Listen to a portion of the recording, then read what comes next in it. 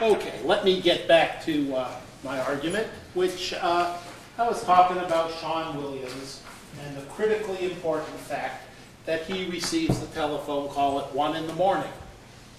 And Mr. Allen checks in at the hospital 1:21 in the morning. Why is that important? Well, Mrs. Jones told you she had to get up early in the morning for work. She went home, stayed up about an hour, and was in bed by 11. So, she's leaving the bar by no later than maybe 9:30.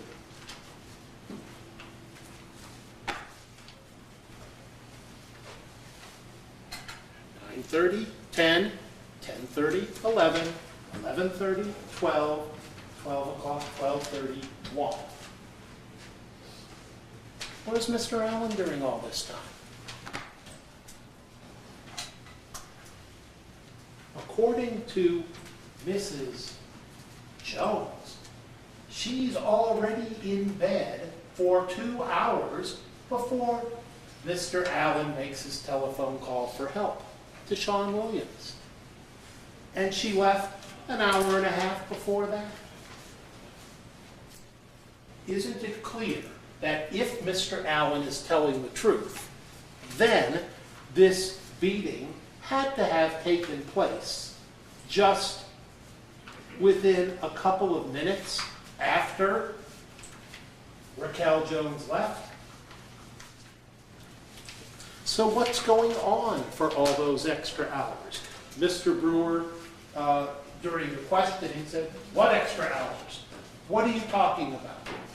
Well, I'm submitting to you that you know exactly what I'm talking about.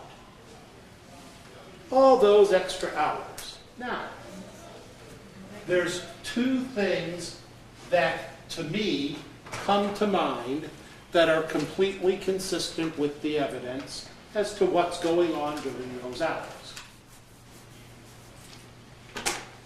Do you remember that Jeffrey Jones was not riding in the same car with his wife? Your Honor, a closing argument has to be based upon the evidence in the case or reasonable inferences from that evidence.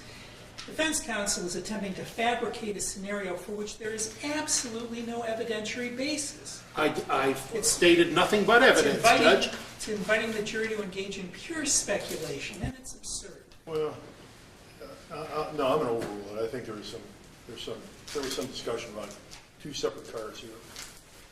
Go ahead. Okay. Now,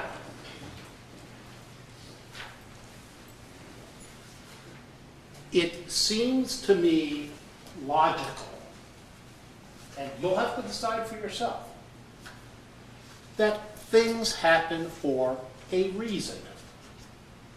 That normally, if you assault somebody, it's because you're mad at them. You're angry at them. Was there anybody in this trial who you believe was angry at Ernest Allen on August 9th, 2005? What about the guy who snapped? And is it more than a coincidence that that's the very thing that Raquel and Jeffrey and Ernest are all trying to cover up? You'll have to decide that for yourself. But we do know also that if Mr. Allen only has a couple drinks, but the hospital diagnoses alcohol intoxication, doesn't that suggest at least the possibility that he could have had some additional alcohol somewhere else?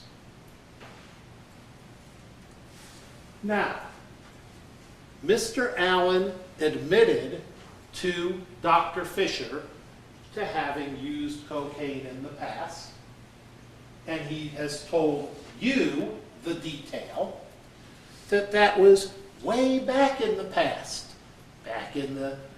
before he came to Michigan, which he said was 1987 or 1988. hasn't used it since. Well, what's the evidence of that?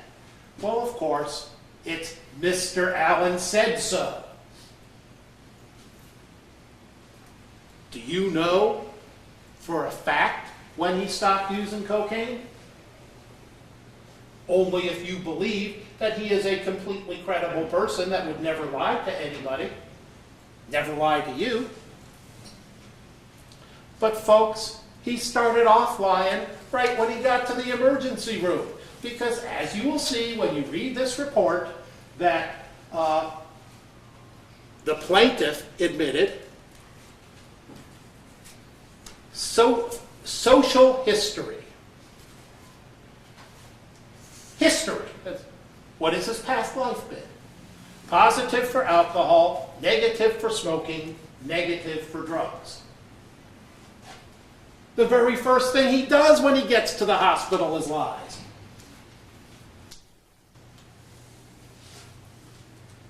Now, he tells you, before August 9th of 2005, I had no financial pressures.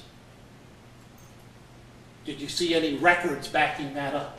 Well, of course you didn't.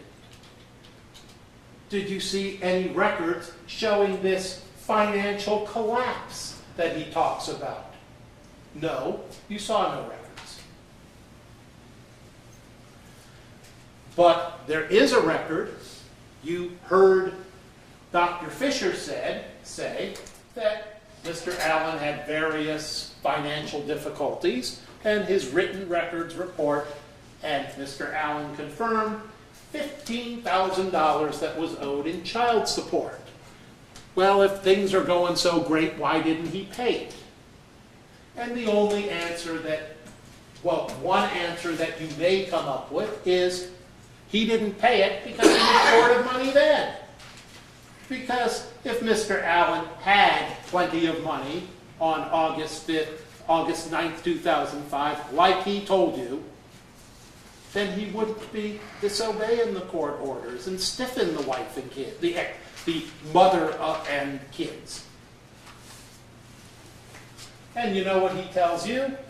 Oh, that money, that child support, that wasn't an economic problem. Well, sure, it's not an economic problem if you don't intend to pay it.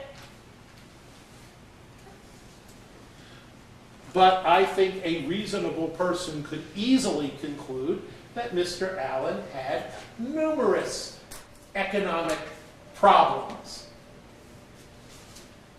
before August 9th, 2005.